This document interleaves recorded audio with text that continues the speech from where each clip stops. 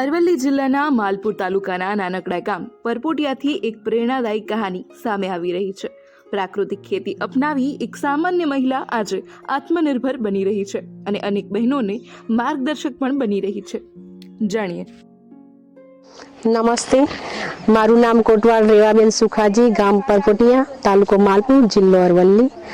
હું પ્રાકૃતિક ખેતી 2019થી કરું છું અને અલગ અલગ શાકભાજી કરું છું। પછી આગળના સમયમાં આપણા વડવાઓ જે દેશી ગાય આધારિત ખેતી કરતા હતા, એ સમયમાં કોઈ દવાખાના આતે નહોતા, કેમ કે એ ખાતા હતા જ દેશી ગાય આધારિત ખેતી છાણિયા ખાતરથી જ પકવતા બધું, અને ડીએપી એરિયા કોઈ ખાતરો એવા સમયમાં ન હતા અને સારું એવું મગફળી જેવું પાકતું હતું અને સારું ઉત્પાદન પણ કરતા હતા અને ખાતા હતા।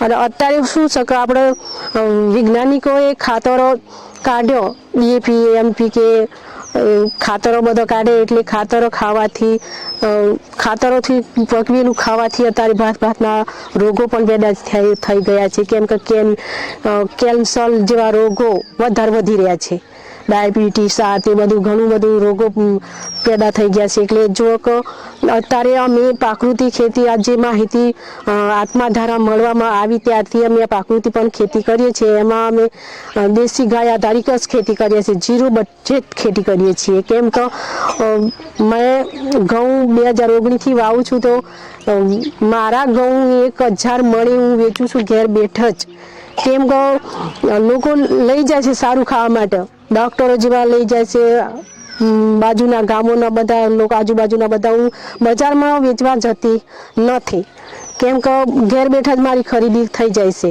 હું કોઈ બજારમાં વેપારીઓને પણ આપતી નથી, ઘેર બેઠા હું ખરીદી કરી જાય છે। અને શાકભાજી પણ હું ઘેર બેઠે જ મારી વેચાય છે મોંઘી, કેમ કે બજારમાં જે આપણે લાવીએ છીએ 30 રૂપિયાની ચાલી, તો 40 રૂપિયા કિલો મારી શાકભાજી પણ વેચાઈ જાય છે।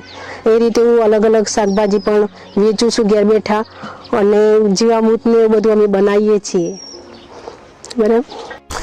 મારી પાછળ મોલની પંચાયત અને અણિયોર પંચાયતના બહેનો 100 જેટલા બહેનો મારી પાછળ જોડાયેલા છે ને એ બહેનો પણ પ્રાકૃતિક ખેતી કરે છે ને એમને મેં ઘરે ઘર જઈને શીખવાડ્યું છે ને એ બહેનો પણ મારી પાસે 1 વીઘાથી શરૂઆત કરી છે। તે અત્યારે નવા જ છે એટલે 1 વીઘાથી શરૂઆત કરી છે ને બધાએ થોડું થોડું શાકભાજી જીવામૃતથી જ કરી રહ્યા છે સારી રીતે।